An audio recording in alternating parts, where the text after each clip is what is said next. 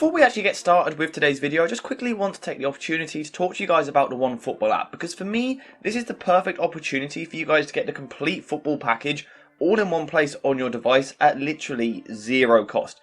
Nothing. It literally costs you guys nothing, and you really do get a bit of everything. I'm talking player news, team news, player statistics, transfer news, league tables, upcoming fixtures, live games which you can watch for free from the Serie A every single weekend. There really is a bit of everything for everyone in the world of football. So make sure to check out the OneFootball app either using the link in the description down below or by scanning the QR code on screen now. Hey guys, welcome back to the AJ Analysis channel, where just for today we are giving up on talking about transfer rumours, because whilst those parasitic owners are still at the club, it seems unlikely that United are going to do any business in January. So I thought today, the last day of the window, we would talk about a player who's already at the club, and talk about why they could be like a new signing to this team. Is of course Jadon Sancho, who looks like he is getting closer and closer to a return to the first team. We've seen him in training, he looks like he's quite happy, which is brilliant to see. So today I want to talk about kind of how he can fit into the team, a couple of different ways that Tenn Hag could use him, and why he could have a big impact in the second half of this season. And the reason it really will be like a new signing, he's only played 14 times this season, 10 games in the Premier League. He's got 2 goals in the league, 1 assist and a goal in the Europa League, which they aren't great numbers, we know that. This Sancho that we've been seeing at Manchester United isn't the same Sancho that we saw at Borussia Dortmund. And I think there are a few different reasons for that. Of course, we know there is the psychological side of it for him, the emotional side of it, which hopefully he is getting through and coping with. And then there's also a tactical side of things, that Manchester United aren't the same setup as Borussia Dortmund. And as a result, his numbers are nowhere near what they were in his last season with Dortmund. His last season with Dortmund, in all competitions in 38 games, he got 16 goals and 20 assists. 36 goal contributions in 38 games is absolutely absurd. That's near enough a goal contribution per game. If a striker was doing that, that would be very top level. For a winger, as such a young winger to be doing that, is really impressive. So we know that this guy is an incredible talent.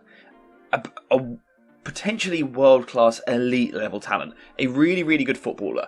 Now it's about, can Tenn Hag and Sancho work together to get the best out of him? And what are some of the ways that they can do it? Well, the first question probably is, what is his best position? Now, if we look at his last season with Borussia Dortmund, where he produced such good numbers, we can see that he played on the left wing the most, but also a fair amount on the right wing, and also a few as an attacking midfielder. If we look at the numbers towards the bottom there, we can see as a left winger, it looks like he scores a little bit more, but perhaps as a right winger, he looks like a more creative player getting the assists. The question is, what side does Tenn Hag want to use him on? If we look at the current tactics, this is United's best 11 at the moment. Now, of course, Dalot's been out with injury recently, and it looks like Christian Eriksen might now be out with injury. But this is United's best 11, so the question is, where does Sancho come in? Does he come in on the left wing, attacking mid, or on the right wing? Well, realistically, the left wing is very, very unlikely. Marcus Rashford has locked that position down as his own. At the start of the season, Sancho probably felt that he had a shot, but right now Marcus Rashford, on current form, is the most dangerous player on the planet, probably, apart from Kylian Mbappe, so he isn't going to be moved. The form he's in is too good. It would make no sense to move him out of position just to facilitate for Jadon Sancho. So that means we have to look elsewhere for where Jadon Sancho can fit in, and realistically, the most likely position is the right wing, competing with Antony, and this is where we thought Sancho was going to play when he first signed for the club. This is where he played a fair amount of his games at Borussia Dortmund, as we were seeing earlier. We thought this was going to be the solution to a right wing problem which United have had for over a decade. We thought Sancho was going to come into this position, so the question is, if he comes into this position, when he returns to the squad, how is that going to work out for him? Well, before we can figure out how it's going to work out for him in the future, we need to figure out why it hasn't worked in the past. And for me, when we look at some of the numbers, we can see some clear things. First of all, we talk about the fullbacks and Manchester United's general balance. We know that United are a left-hand side heavy team. We know that Luke Shaw is always the more advanced of the fullbacks, and we know that this is the side that United build their attacks down. On average, Shaw and Dalot this season, if you look at their touches per game, Shaw averages 13 touches per 90 more than Dalot.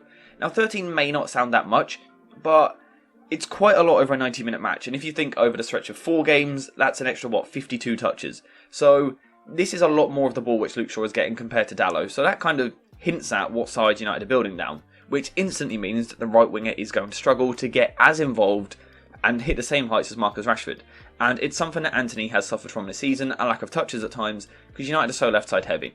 What this means is also, with the left-back being the higher of the 2 fullbacks, is the method of progression is slightly different.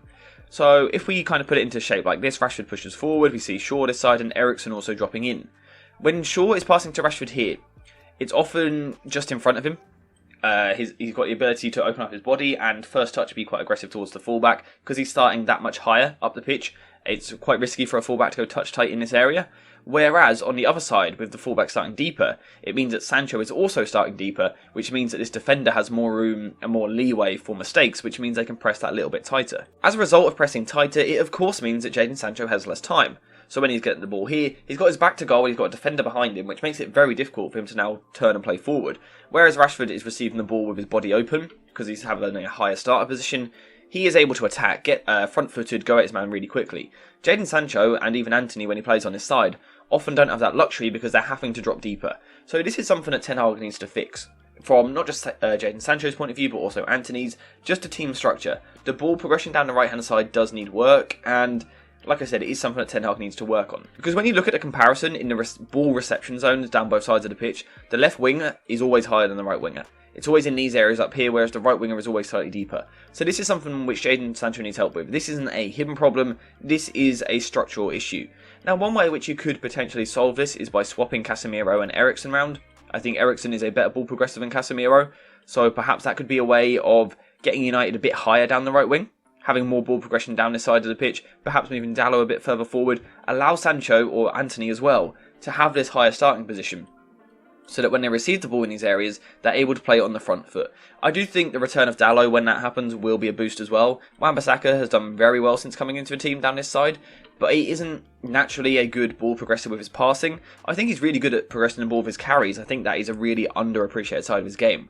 But when it comes to passing, it's not really his strength, so Dalot coming in should help United progress the ball down this side more again, like we saw a bit earlier in the season.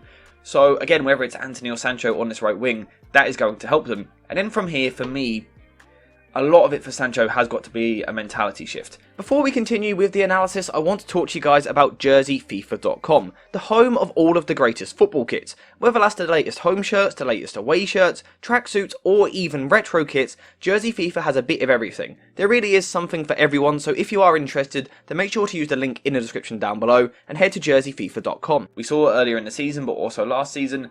At times he's just a little bit too safe, a little bit too passive, not aggressive enough with the ball. If we look at Garnacho on the left wing, how he's been playing recently, I talk about a lot how when he gets the ball, his first touch nearly always puts the defender on the back foot. Sancho doesn't do the same. He can be a little bit safe at times, kind of the similar criticism what Antony gets. So that is something that Sancho himself needs to change. So first of all, that is kind of a Sancho problem. He needs to figure that out in himself, which hopefully he has been doing over the past few months. Be more direct with the ball, be more confident in himself basically. Now, yes, he's been doing work the past few months, but a certain level of confidence is only going to come with playing football and having success.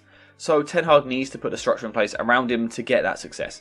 And I think the big thing that United need to do, whether it's swapping Eriksen to this side, or whether it's moving Bruno Fernandes more to the right-hand side, United need to get players in the right side of their build-up. Because too often we see the right winger isolated whilst the left winger has about 30 different passing options. United need to get players around Sancho. Sancho, unlike Rashford, isn't a player who is going to burst past someone. Yes, his dribbling is good, but his dribbling is better in tight spaces than it is 1 versus 1. Sounds daft, he's almost better in a 1 versus 3 where he kind of wiggle his way through than he is a 1 versus 1 where pace is a bit more of a thing and skill. Sancho is known for his combination play. And the problem he has at United is United are left side heavy, the ball comes out to Sancho, he's got no one to combine with. So it's quite hard to excel at combination play when there is no one near you. So United do need to work on that balance. In recent weeks we have seen an improvement in that with Bruno Fernandes shifting to the right hand side more. So I do think that will help Sancho. And I think if he's able to link up in these areas, something else we've seen is Antony when he's playing on the right wing on this side, he's coming inside. And when that happens, Bruno Fernandes is then overlapping. Sancho could really, really benefit from that. We've seen some very nice right-hand side combinations in the past couple of games. Sancho is a player who can take that to another level. Antony's good at it. Sancho is the next level at it. In terms of combination play for wingers, I don't think there are many in the world as good as Sancho right now. So this is what United need to do. They need to get him playing to his strengths. He isn't a 1 versus 1 isolation winger on the right-hand side. It's not really what he's good at. He's a combination player, a high volume player. He wants a lot of the ball in these areas, so United do need to get players around him, and for me, that is where Ten Hag needs to help Sancho out from a tactical point of view. On top of this, I also think that United have already made a change which could help Sancho, and that is the signing of Weghorst. Now we know he's, 6'7" tall, a big target in the box. Sancho is a very good crosser, and it's something that we haven't seen at Manchester United because they haven't had the target in there. When Ronaldo was playing last season, he was always dropping too deep, and we know that Martial and Rashford, when they play up front, they aren't these box strikers, these typical number 9s that are going to score a lot of goals with their heads, get in that scrappy area. Weghorst is going to do that, and Sancho is a brilliant crosser. The amount of times that he combined with Erling Haaland when he was at Borussia Dortmund was absolutely ridiculous. So Sancho will be hoping that he can produce something similar with Weghorst. So I do think that is a change which already suits Jadon Sancho. However, there is also one other potential tactical change which we could see in certain situations. So the other thing that we could see is Jadon Sancho moving into more of an attacking midfielder role. Now realistically, this isn't going to happen in the biggest games in the Premier League because Bruno Fernandes is too good to drop him. However, we could certainly see it maybe in the Cup, maybe in the Europa League. Maybe, say this week against Nottingham Forest, for example, it could be the perfect time to get Sancho some minutes, build his confidence in a more central position. Now, we have seen him playing this position before, as we saw here in his last season for Borussia Dortmund. Played there 7 times, gotten a goal and 2 assists, which isn't a bad return for the amount of games. I think this could really suit him. He's got a lot of similar traits to players like Phil Foden, who I think could play in these central areas as well. Sancho, again, what I'm talking about is his combination play. To do good combination play, you need players around you. What better place to get players around you than the middle of the pitch? Literally everyone is then around you. What Sancho would be able to do in these situations is use his quick footwork, his ability in tight spaces. I'm sure a lot of you remember for England against Ukraine at the Euros the other year, that image where he gets the ball here and goes past 4 Ukrainian players. It's a great still picture of 4 Ukrainians trying to grab onto him. That is what Sancho could do in these areas of the pitch. It would allow him to get into these kind of half spaces on the left hand side in his pocket, and what playing as an attacking midfielder would do quite well is allow him to combine that goal-scoring nature from the left-hand side with the creativity of the right-hand side, because he gets the freedom to do a bit of both. Especially with 2 wingers, which are happy going down the line or inside, it could work really nicely. We know that Sancho tends to score more from the left-hand side, and it's because he gets into these pockets where he opens his body out, gets the ball onto his right foot and bends shots at goal. He could do that playing in the left half space here, but also he could get in the right half space, combine with Antony, with Weghorst, and then look for crosses into the box towards Weghorst. It would be a really nifty way of getting Sancho into positions where basically he gets a lot of the ball. At Borussia Dortmund, he was the main focus of the attack. They got the ball to Sancho and this is where we build from. Whereas at Manchester United, the build-up play is focused through Marcus Rashford. So of course Sancho's numbers are going to drop. In terms of statistically, his kind of touches and everything from Manchester United to Dortmund, it's basically halved. So it's only normal for his goal contributions to have halved as well, because he literally gets half the amount of the ball. So I think it's about 55%. So of course his numbers are going to dip. Getting him into this central area could be a way to get those touches right back up again, because he's playing in the hub of the team, the area where all the traffic goes through. And like I said, it could allow him to get into some really good positions. And we have seen Ten Hag do something similar to this with a player before, with Bergwijn at Ajax last season. He was a winger converted into more of an attacking midfielder under Ten Hag. So perhaps we could see it again. Perhaps that's something which Ten Hag has been working on over the past couple of months. We really will have to wait and see. Like I said, long term, this central position probably doesn't work just because Bruno Fernandes is too good in that area. I don't see Ten Hag dropping him. He's a real leader to the team. However, like I said again against Nottingham Forest in the Cup, it could be a way to get him some minutes and maybe get his confidence up a little bit, rest Bruno Fernandes. It could work quite nicely as a nice little experiment. But apart from that, I think the most important thing is that Jadon Sancho is back, which means he is in a much better mental and emotional state, which firstly is the most important thing for him as a human, and then for him as a footballer, hopefully we can see a more direct Jadon Sancho, a more aggressive Jadon Sancho, a more confident player which is looking to take players on, linking play with the players around him, which hopefully Ten Hag will create a system which facilitates that. But as always, we are just going to have to wait and see what happens, so let me know what you guys think in the comments down below. How good do you think Jadon Sancho is? What do you think is his best position? For me, it's on the left-hand side, but we're just not going to see that at United with Marcus Rashford. So what is the next best option? Let me know what you think in the comments down below. Thank you guys for watching. I hope you have enjoyed the video. And as always, I will see you in the next one.